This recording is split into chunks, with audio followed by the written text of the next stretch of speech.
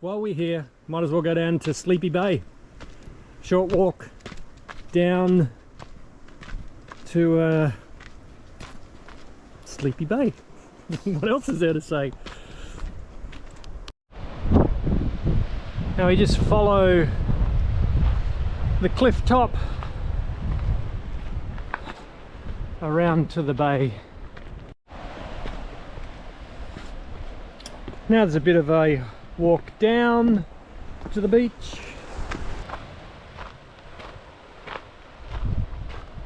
Right, here we are. Little bay. You can see these pink granite boulders. Not sure if the light shows it very well. Over on the Cape Tourville, see that orange lichen above the high tide mark on the cliffs. And if we pan around, you can see the light on the hazards as it's getting close to sunset. Beautiful little place. Now, the tooth fairy is a bit of a bowerbird, so once we've done some collecting of rocks and shells, let's just follow the track back to the car park.